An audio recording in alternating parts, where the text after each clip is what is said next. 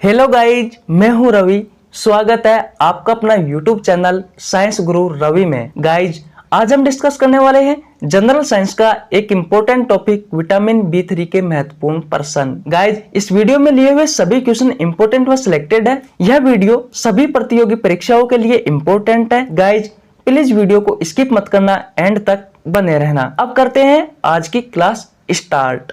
Question number 1, vitamin B3 का रासायनिक नाम है। ऑप्शन नंबर ए niacin, option number B nicotinic अम्ल, ऑप्शन नंबर सी निकेटिन अम्ल, ऑप्शन नंबर डी उपरोक्त सभी। गाइज, यहाँ पर आपका जो राइट आंसर होगा वो होगा ऑप्शन नंबर डी उपरोक्त सभी। क्योंकि गाइज, विटामिन बी3 का जो रासायनिक नाम होता है वो नियासिन भी होता है, निकोटेनिक अम्ल भी इसी नियासिन को बोला जाता है और निकेटिन अम्ल भी इसी नियासिन को बोला जाता है। तो हम कह सकते हैं कि जो हमारा विटामिन बी3 होता है, इस बी3 के तीनों ही रासायनिक नाम है, नियासिन, निकोटेनिक अम्ल और निकेटिन अम्ल। गाइज, आपको अच्छे से समझ में आ गया होगा। अब चलते हैं हम अगले क्वेश्चन की ओर। नेक्स्ट क्वेश्चन है गाइज, विटामिन बी3 के मुख्य स्रोत है। Option number A mushroom, option number B हरी सब्जियां, ऑप्शन नंबर सी दोनों, ऑप्शन नंबर डी कोई नहीं। गाइज, यहाँ पे जो आपका राइट आंसर होगा वो होगा ऑप्शन नंबर सी दोनों। क्योंकि गाइज, मशरूम और हरी सब्जियां दोनों ही गाइज विटामिन बी3 के अच्छे स्रोत माने जाते हैं। विटामिन बी3 के अच्छे स्रोत माने जाते हैं मशरूम और हरी सब्जियां। हरी सब्जियों में हम जैसे बात करते हैं, जैसे कि पालक हो गया, धनिया हो गया, मेथी हो गई, सरसों का साग हो गया, चने का साग हो गया, और भी बहुत सारी दोस्तों हरी सब्जियां हैं। तो ये सभी विटामिन बी3 के अच्छे स्रोत माने जाते हैं। अब चलते हैं अगले क्वेश्चन की ओर। गाइज, हमारा नेक्स्ट क्वेश्चन है, 4D रोग किस विटामिन की कमी के कारण होता है। हमारे ऑप्शन है, option number A vitamin B1 की कमी के कारण, ऑप्शन नंबर बी विटामिन बी2 की कमी के कारण, option number C vitamin B3 की कमी के कारण, ऑप्शन नंबर डी कोई नहीं। गाइज, अगर आपको विटामिन के बारे में नॉलेज है तो आप ऑप्शन देखकर भी टिक कर सकते हो। जैसे कि मैं बताता हूं, विटामिन बी1 की कमी से आपको पता है बेरी रोग होता है, बेरी रोग होता है। दोस्तों, ये बेरी रोग तंत्रिका तंत्र को प्रभावित करता है और जो हमारी मांसपेशी होती है उन मांसपेशियों में लकवा आ जाता है इस रोग में। विटामिन बी1 की बात क्लियर। अब बात करते हैं विटामिन बी2 की। दोस्तों, विटामिन बी2 की कमी से दो बीमारी होती है। एक होती है माउथ अल्सर और एक होती है चिलोसिस।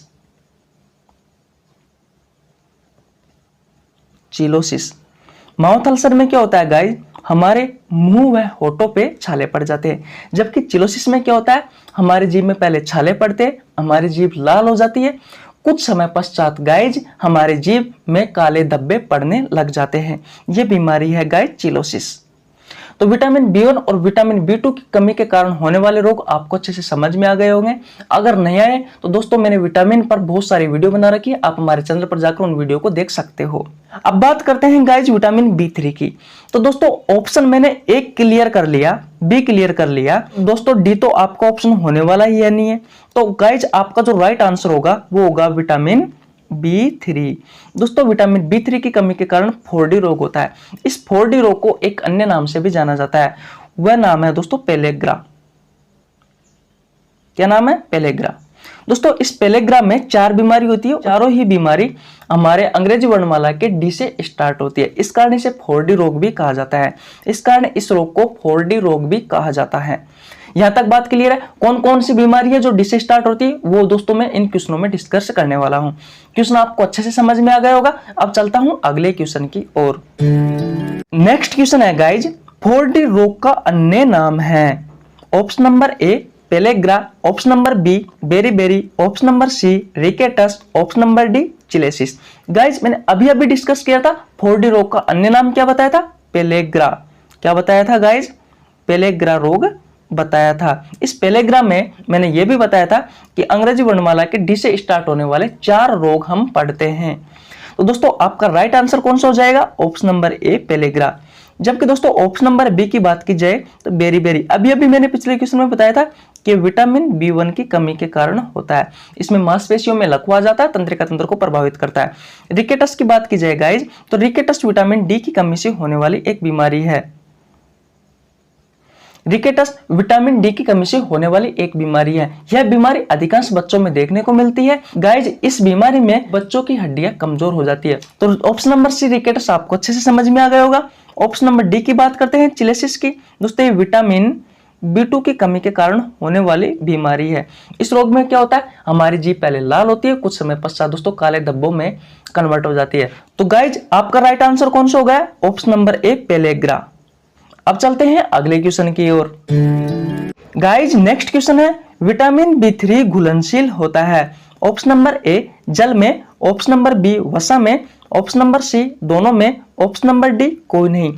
तो गाइज मैं आपको बता दूं जो हमारा विटामिन B3 होता है ये जल में घुलनशील होता है।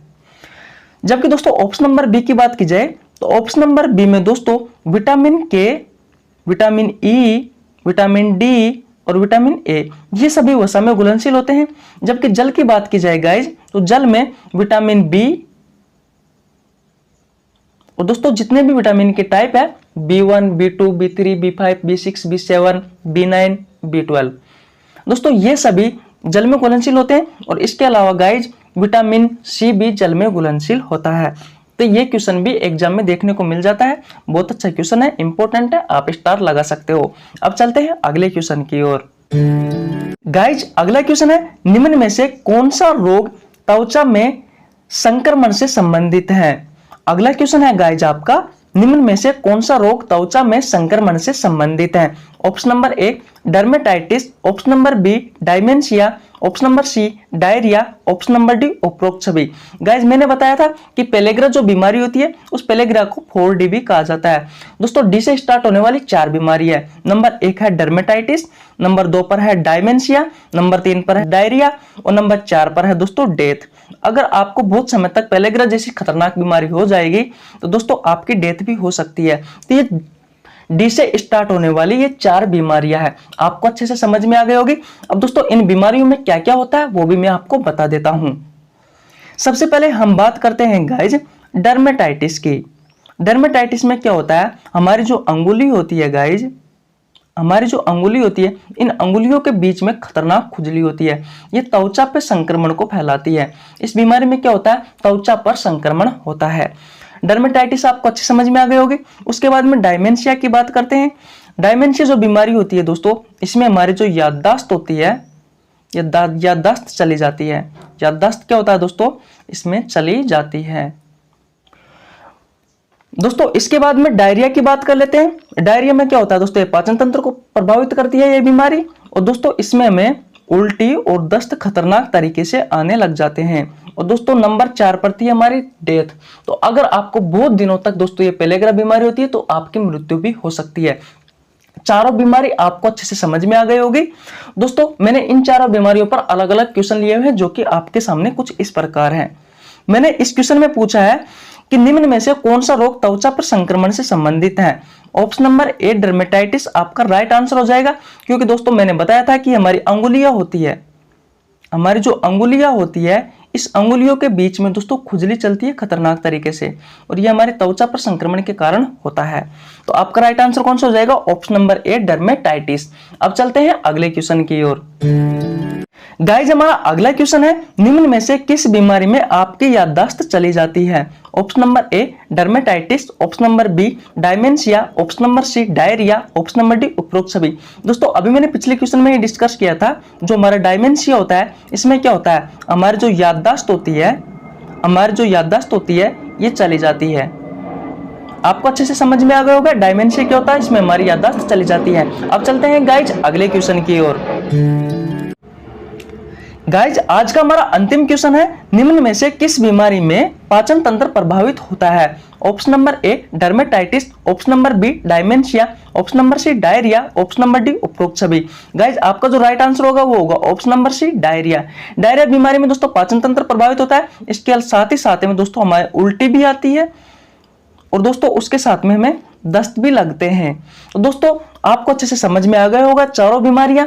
दोस्तों मैं एक बार फिर रिवीजन करवा देता हूं। जो डर्मेटाइटिस होता है दोस्तों, त्वचा में संक्रमण पैदा होता है। इस बीमारी में हमारी अंगुली होती है, अंगुलियों के बीच में अच्छे से खुजली होती है। डर्मेटाइटिस पहली बीमारी है जो त्वचा पर संक्रमण लाती है। नंबर 2 पर है डायमेंशिया। डायमेंशिया में क्या होता है गाइज, हमारी जो याददाश्त होती है वो चली जाती है। डायरिया में क्या होता है, ये पाचन तंत्र को प्रभावित करती है ये बीमारी। और दोस्तों हमें उल्टी आती है, हमें दस्त आने लग जाते हैं। और दोस्तों डेथ में क्या है, डेथ में हमारी मृत्यु हो जाती है अगर पहले ग्रह बहुत दिनों तक रहेगा। तो दोस्तों चारों बीमारी आपको समझ में आ गए होगी। ये चारों बीमारी विटामिन B3 की कमी के कारण होने वाले रोग है। तो गाइज कैसी लगी आपको वीडियो? अगर वीडियो अच्छी लगी है तो वीडियो को लाइक कर सकते हो, हमारे चैनल को सब्सक्राइब कर सकते हो, बेल आइकन को प्रेस कर दीजिए। मिलते हैं किसी नेक्स्ट वीडियो में। जय हिंद साथियों।